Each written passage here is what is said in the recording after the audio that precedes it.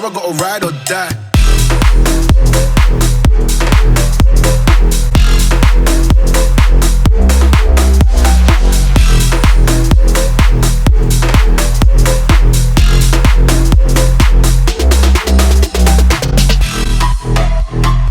So guys, welcome back to the channel. Today, you join me from the driver's seat of a 2008 Jaguar XJ long wheelbase. Now, it's no lie on this channel that I love a depreciated luxury vehicle. This is a prime example of basically what I absolutely love driving, which is depreciated luxury barges. But we're gonna go and have a little drive in this thing. I would take you down some B-roads, but this is not really what this car is all about. It's about wafting with your pinky out like this, surveying the road and driving your long Jaguar along. But as ever guys, make sure you like this video, subscribe to the channel if you haven't. But onwards to not necessarily some B-roads this time, but a nice waft in a Jaguar.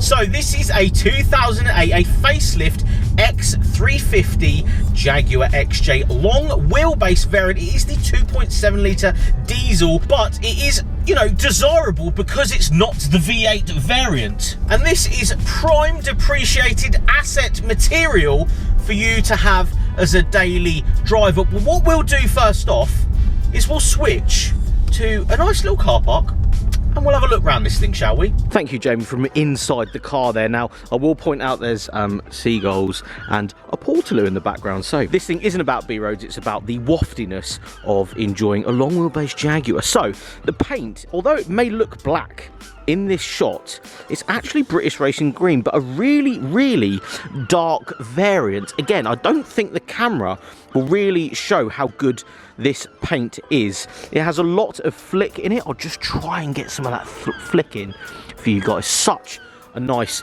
paint scheme. Now this is a facelift model. They started the facelift in 2007, so if you are after one of these, this is pretty much the one you would go for. It's got a revised front end, better grille, deeper bumpers. Coming down we have the original 19-inch Jaguar wheels on this, with this slight gill down the side with Jaguar. As you can see by the size of it, this is where the length really comes into its own. It's about 5.2 meters long, this car, so it's not massive, but it would be massive in comparison to a shorter or standard wheelbase car. We'll really go into the back of this though. Look at this, chrome door handles. We'll go into the back of this because as you can see inside, it is the most luxurious and well-equipped interior that you can find in one of these. As we jump inside, this is how much legroom we have to play with. Absolutely tons.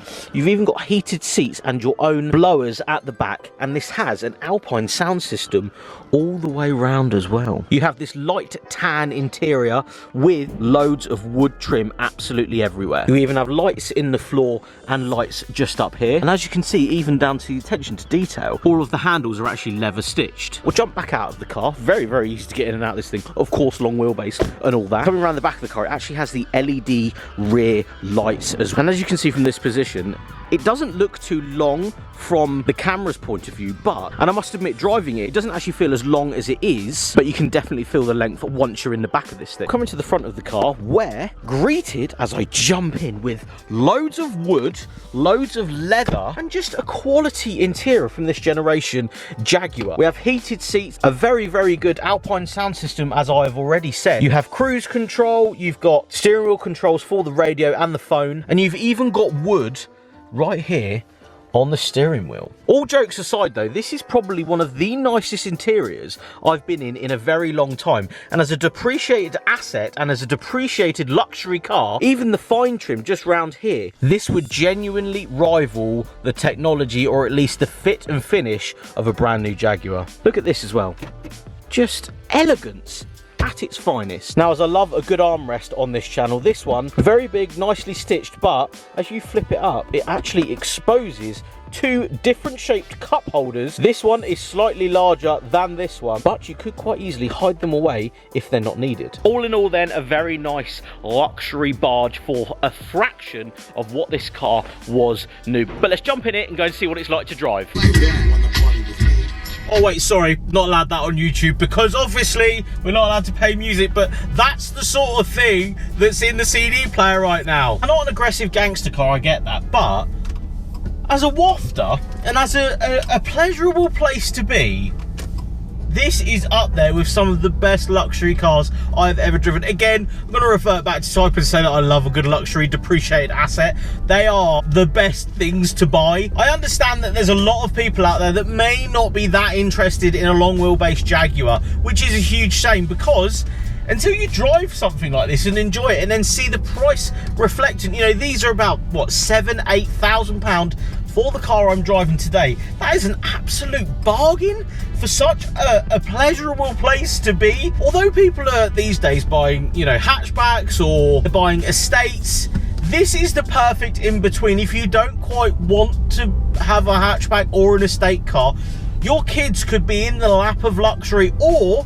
you could be in the lap of luxury if you know, find someone to actually drive it. You could be in the lap of luxury for the sake of £7,000. That is an absolute steal. But what's it like to drive? Let's drive this, see what it's like. This one's got 133,000 miles on it. I think that's about right for something of this caliber. Usually long wheelbase cars have been used as chauffeur cars or have been used, you know, in and around London on various trips and stuff. So I do believe that there is a lot of long wheelbase cars out there with a bit of mileage on them. Don't let that put you off. There is a lot out there that I've looked at in the past that have got extensive service histories because they've been owned privately or by somewhere that keeps up with the maintenance schedule and will have these cars serviced and kept up with, money no object, just to keep them on the road for their clients. So you've really got to take that into consideration when you're looking at something like this. So again, as ever, I always say check service histories and stuff if you're actually willing to buy one of these fantastic luxury barges. Now your tax for this one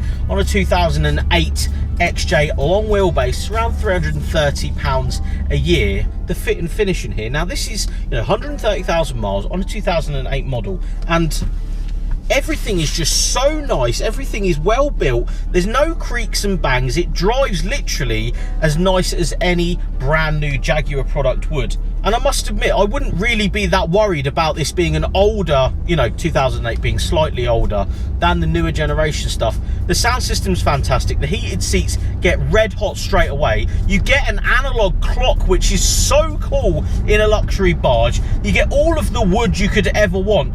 And we're cruising at 40 miles an hour now. It's such a nice place to be.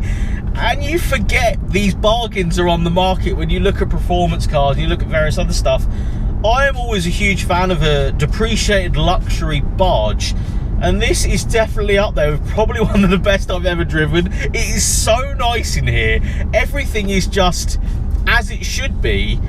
And as we turn off a dual carriageway, you could just waft all day long with 2 fingers on the steering wheel, your seats on, banging sound system, all of the space in the back. I just think if you are in the market for one of these, there isn't too many of them for sale. When I was looking, there was only 2 long wheelbase XJs for sale. One with more mileage than this for around the same price, and one for around 10 grand with just under 100,000 miles. So they do, in fact, hold their money for what they are. I do think in some way, somewhere, they are relatively desirable, and the car I'm driving today is a desirable spec in a dark British racing green over tan interior. That's how you would buy a Jaguar, in my opinion anyway. So as ever guys, thank you so much for watching this video.